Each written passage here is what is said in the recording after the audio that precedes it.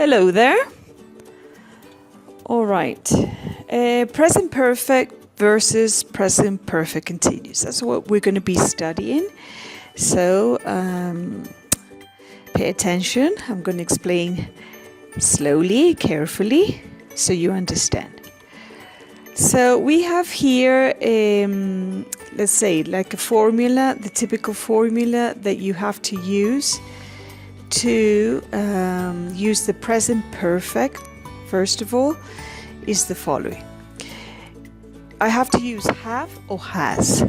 I use have or has depending on the personal pronoun I use.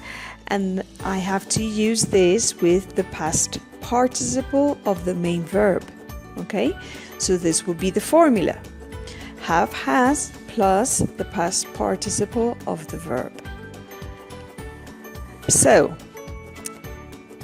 we're going to see when to use it and examples of each one. So it is used for completed actions connected with the present through its results. So you can see this timeline and you have there past, present and future. Okay, so where does this present perfect happen?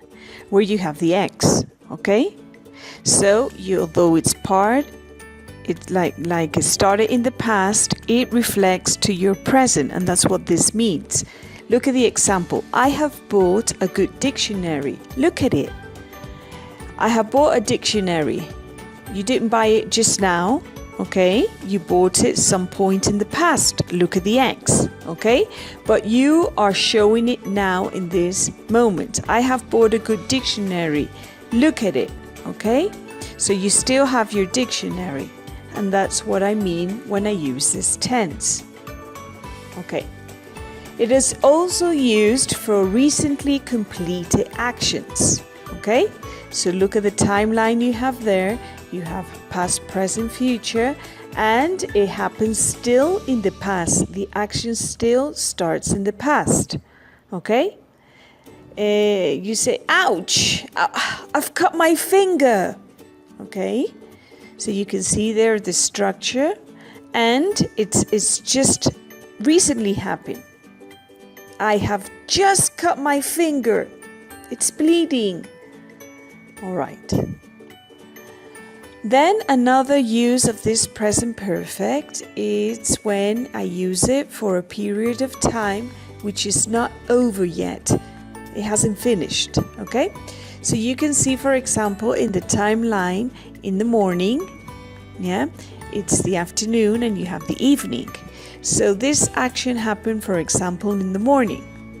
And I'm in the afternoon already speaking. And I tell you, I have drunk 4 cups of coffee today. During all the day, all morning until the afternoon, I have drunk 4 cups of coffee, and I have to use the words, for example, today. I need there an adverb of time. Normally when I use it like this, I need an adverb of time. I used today. So remember, the period of time, it's not over yet, okay? Another thing that you have to be careful and look is that the period of time, if it were over, I have to use the simple past. Okay? I drank. The verb would be different, past. I drank 4 cups of coffee, and I will have to use yesterday. Yeah? But we're talking now about present perfect. Give credit to the present perfect then. All right? So I have drunk 4 cups of coffee today. Now, going to the structure again, I told you was have, has, or past participle. So, for example, if I say a positive statement, sentence, okay, you have that with I, you, we, they, we use have. For example, have gone. I have gone to the pictures before, to the cinema, for example. And when I use the he, she, it, I use has gone, or that will be the contraction. For example, he's gone, she's gone. okay? So right now what I want to show you is how I use it with affirmative and negative. Let's see the negative. I use haven't. That would be the contraction, or the full form have not. So I haven't gone, for example. With third person singular, he, she, it, I use hasn't. She hasn't gone, for example. So I make it into a negative statement. With interrogative, I use this auxiliary have at the beginning. And I say, for example, have you gone? Have you gone to the pictures? All right. Have you studied? Very well. If I use third person, has he, she, whatever it, gone? Has she gone to the cinema? Has he gone to classes? All right. And the answers for these interrogative ways would be, yes, I have, or no, I haven't. Short forms, okay? Or yes, he has. No, he hasn't. So you have the affirmative answer and the negative answer. So remember, please don't forget, okay, that. So we're going to continue seeing other examples. Okay, and when we use present perfect, we see things as happening in the past, but having a result in the present. Don't forget, the action normally happens in the past, but it has a result in the present. So you see this lady here, she says, I have bought some presents. Okay? That means she went shopping early in the morning, and at night time, more or less, she bought all this, and she says, I have bought some presents for Christmas, maybe. Okay? Right. So she started some point in the past, but it reflects the result is in present. Okay, then we use the present perfect with today, expressions like today, and phrases, for example, like this morning, this week, this year, right? I need, like I was telling you, an adverb of time. So you have the example, we have done quite a good job today. Congratulations. We have done, that's the present perfect. We have done quite a good job today. Congratulations. Wow, let's go celebrate. Then we are going to see the present perfect continuous. When do I use this present perfect continuous? It is used to express an action in progress, which began before the moment of speaking and continues into it. Look at the time frame you have here, the past, the present, the future. Since it's, let's say, present perfect continuous, it starts at one point in the past, yes, but it's in process to the present, and maybe it goes a bit further on, okay? So look at the example.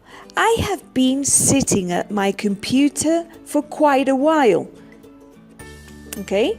That means that she's been sitting, yeah, for example, from 7 a.m., and it's still the, let's say, afternoon, early evening, and she says, I have been sitting at my computer for quite a while.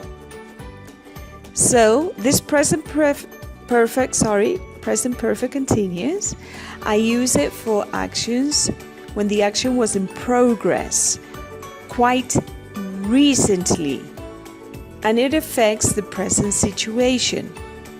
It explains the state of things at the present moment. Let's have a look. Look at the timeline. I have past, present, future. It began there in the past. It's still in process. Okay? Notice the process is near my present, right? Okay. So look at the example. There are puddles everywhere. Puddles are like when it rains and you have a hole in the, for example, in the street, and it is filled with water, the water of the rain. That's a puddle. Yeah? Puddle, when it rains, you have like bits of water accumulated. That's a puddle. There are puddles everywhere. It has been raining hard. Okay? It has been raining hard. So remember, the rain began, for example, 4 o'clock in the morning. So it's still raining. You understand? So it has been raining. It always happens at the moment that the person is speaking. That's why it's continuous. Okay, I hope you got it. So let's see the formula to this. I have, for example, have, has. I have to include the been and the verb in ing. This is a must. If you don't use this, you simply don't have this structure, right? So I have examples here. I have been, or the contraction, I've been living in Moscow for 20 years. I've been living in Quito for 12 years. Okay. He has been working since 9 o'clock.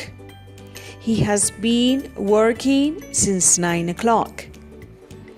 He has been working since